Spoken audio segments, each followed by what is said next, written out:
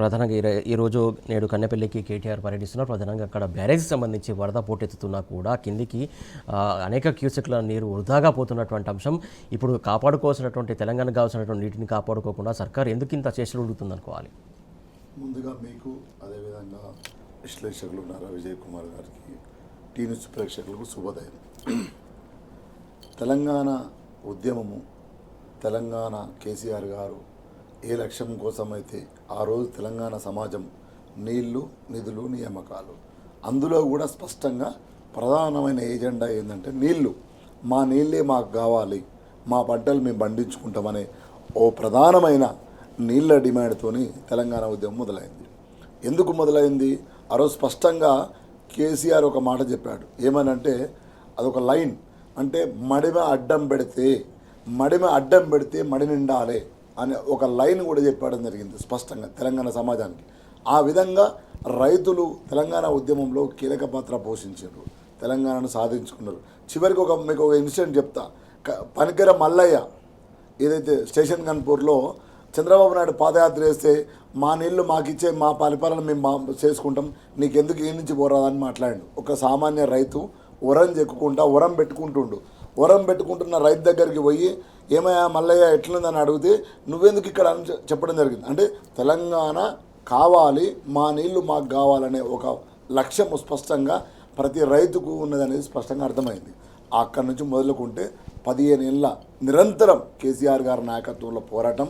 తెలంగాణ సాధించుకున్న తర్వాత ఇమీడియట్గా చేసిన పని ఏంది?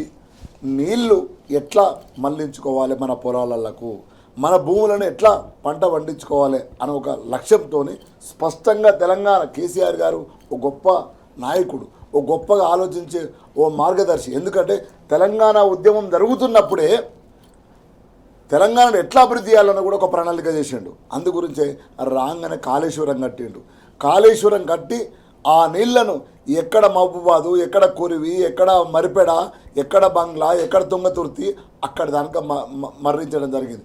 దాని ఫలితమే అద్భుతంగా పంజాబ్ను, హర్యానాను తన్ని పంట ఉత్పత్తిలో నెంబర్ 1 స్థానమైంది. 64 లక్షల మెట్రిక్ టన్నుల ధాన్యం నుంచి దాదాపుగా 3 కోట్ల మెట్రిక్ ధాన్యం ఉత్పత్తి చేసే స్థాయికి ఒక 9.5 ఏళ్లలో ఎట్లా పోయిందండి?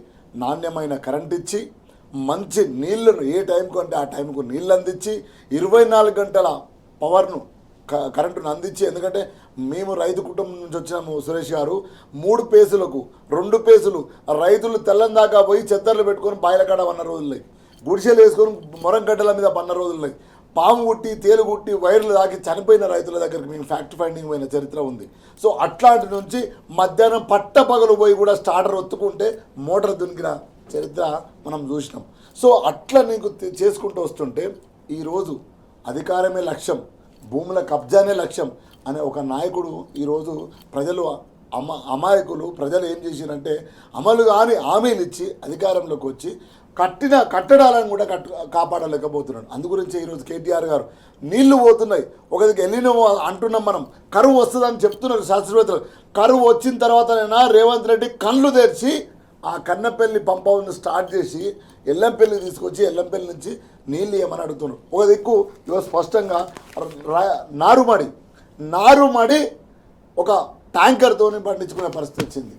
ఒకవైపు కేసీఆర్ పరిపాలనలో నీళ్లు పైకి వచ్చిన ఊట ఈరోజు ట్యాంకర్లతో మనం అపార్ట్మెంట్లో హైదరాబాద్లో ట్యాంకర్లకు ఎట్లా తెచ్చుకుంటామో ఆ ట్యాంకర్ ద్వారా డ్రమ్ముల ద్వారా తీసుకొచ్చి నారుమడికి, మండగట్టిన నారుమడికి నీళ్లు పోయాల్సిన పరిస్థితి వస్తుంది. అంటే నేను ఏమంటున్నా, ఒక లక్ష్యం లేని నాయకుడిని, ఒక తన ఆస్తులను పెంచుకోవాలి, భూమి కబ్జాలని నాయకుడిని ఎన్నుకుంటే ఎట్లుంటే తెలుసు. అందుగురించి ఈరోజు కేటీఆర్ గారు, వర్కింగ్ ప్రెసిడెంట్ గారు కన్నెపల్లి పోతున్నారు, నీళ్ళని తెమ్మంటున్నారు, నీళ్లు ఎత్తమంటున్నారు, పంపులు ఆన్ చేయమంటున్నారు. ఈరోజు కాళేశ్వరం కాలిపోయింది, కూలిపోయింది అన్నావు కదా, తట్టెడు మట్టి వేయవద్దు, 2 సిమెంట్ బత్తాలు 2 ఇసుక బత్తాలు వేస్తే నీకు అది మరమ్మతు అయిపోతాయి. కానీ ఈరోజు ఏమంటుండే నిన్న ఏంది ఆయన మంత్రి, ఆయన దేని మంత్రి ఏం మాట్లాడతాడో ఏం చేస్తాడో తెలియదు ఉత్తమ్ కుమార్ రెడ్డి. మేము ఎన్డీఎస్ రిపోర్ట్, అరే నాయన రైతులు చచ్చిపోతారు, రైతులకు నీళ్లు కావాలి, నారు పోసుకున్నారు, నీళ్ళు కావాలంటే నేను ఎన్డీఎస్ రిపోర్ట్ వచ్చినాక ఎవడా ఎన్డీఎస్ రిపోర్టు? నా రైతుల కంటే ఎక్కువనా? నా రైతులు ఆగమై 4 తట్టల ఇసుక 4 తట్టల సిమెంట్ దొరుకుతలేదా నీకు? వేయాలనా? 30 ఏళ్ళు అయింది, ఏం బిక్తున్నావు? గడ్డి బిక్తున్నావా? కాళేశ్వరం కూలిపోయింది అన్నావు కదా, ఏం చేయాలి? నువ్వు మరమ్మతులు చేయాలి కదా. 2 పిల్లర్లు పర్రెబాస్తే ఆ పర్రెబాసిన దానికి 4 బస్తాల సిమెంట్ తీసుకుపోయడానికి చేతనైతే లేదు ఈ రాష్ట్ర ప్రభుత్వానికి, కాంగ్రెస్ ప్రభుత్వానికి. వీళ్ళు మాట్లాడుతున్నారు ఇప్పుడు. సో అందు గురించే కనీసం కన్నెపల్లి నుంచైనా నువ్వు నీళ్ళు ఆన్ చేసి ఎల్లంపల్లి పట్టుకొచ్చి కింద ఈ నారుమడిలకి ఇయ్యి. రేపు కరిగట్టు అవుతుంది, చినుకు పడతలేదు, సరిగా వర్షం పడతలేదు అనే దాని మీద చేస్తున్నాం. ఎందుకు అంటే నేనేం చెప్తున్నా అంటే స్పష్టంగా రేవంత్ రెడ్డికి ఏ లక్ష్యం లేదు. 6 గ్యారంటీలు ఇచ్చినాం, ఏ గ్యారంటీ అయినా అమలు చేసినావా? ఈరోజు ఏం పని చేస్తున్నావా? ఏమైనా అబద్ధాలు బూతులు, అబద్ధాలు బూతులు, అబద్ధాలు బూతులు, మొత్తం డైవర్షన్ పాలిటిక్స్, మొత్తం రాగానే కమిషన్లు వేస్తేవి. ఏం తెలిసినావు? 30 నెలలు అయింది, ఒక్కటన్నా ఏమైనా తెలిసినవా? ఏం తెలియదు. బట్టగాల్చి మీదేయాలి, డైవర్షన్ చేయాలి, డిక్టేషన్ పాలిటిక్స్. ఓన్లీ కాంగ్రెస్ చేసేది ఇప్పుడు ఏంటంటే డైవర్షన్ పాలిటిక్స్, డిక్టేషన్కి పాలిటిక్స్, డిక్టేటర్ పాలిటిక్స్, ఈ 2 తప్ప ఇంకా ఏం చేయట్లేదు. అందు గురించి పంటను కొనవైతే రైతుకు నారుమడికి ఇవ్వదు. ఇంకొక న్యూస్ ఉంది ఇక్కడ, ఏముందంటే ఏ పంట అయినా వేసుకో, ఎంతైనా భూమిని 2 బస్తాల యూరియా ఇస్తారట. ఏం బిక్తున్నా? 8 మంది ఎంపీలు 16 మంది ఎంపీలు ఉన్నారు కదా, ఈ బీజేపీలకు కూడా సిగ్గు ఉండాలి. ఇంకా యూరియా చేయడానికి చేతనైతే లేదా? 10 ఏళ్ళు మా నాయకుడు కేసీఆర్ గారు ఎంత అద్భుతంగా యూరియా ఇచ్చిండు. బస్తా వేసుకురమ్మంటే ఒక ఆటో డ్రైవర్ చెప్తే బస్తా వేసుకొచ్చిన రోజులు ఉన్నాయి. ఈరోజు ఒక రైతుకు 2 బస్తాలంటే ఎక్కడ వేసుకోవాలి? ఏడబండ పెట్ట అంటే నేనేమంటున్నా అంటే రేవంత్ రెడ్డి చేసేది ఓన్లీ భూ వ్యాపారము, రియల్ ఎస్టేట్ దంతా. Revanth Reddy equal real estate, real estate equal Revanth Reddy. ఇంత తప్ప ఏమన్నా సాధించిండా? ఈ 30 నెలల్లో ఒక్క వర్గం అంటే ఒక్క వర్గం. నిన్న నిరుద్యోగుల మీద లాఠీ చార్జ్. ఉద్యోగాలు 2 లక్షల ఉద్యోగాలు అన్నావు కదా, 5,000 కాదు మాకు 10,000 కానిస్టేబుల్ రిక్రూట్మెంట్ చెయ్యి అన్నందుకు లాఠీ చార్జ్. రమ్మను రాహుల్ గాంధీని, వచ్చిండు కదా అశోక్ నగర్, వచ్చి ఛాయ్ తాగి మసాలా చేసి మోసం చేసి పోయిండు కదా, రమ్మను. ఏడున్నాడు రాహుల్ గాంధీ, ఏడున్నాడు ఖార్గే, ఏడున్నారు ప్రియాంక గాంధీ. డిక్లరేషన్ల మీద డిక్లరేషన్ ఇచ్చారు కదా, ఆ డిక్లరేషన్లు ఏం లేదో రేపు తెలంగాణ సమాజం చూపిస్తుంది. అందు గురించి ఇప్పటి ప్రజల పక్షాన కేటీఆర్ గారు ఈరోజు పోయి కండేపల్లి కాడ పంప్ హౌస్ ఆన్ చేస్తావా, ఆన్ చేయమని దాన్ని ఈ ప్రభుత్వాన్ని ప్రశ్నిస్తుంటూ రైతులకు నీళ్లు కావాలని అడుగుతున్నాం మేము.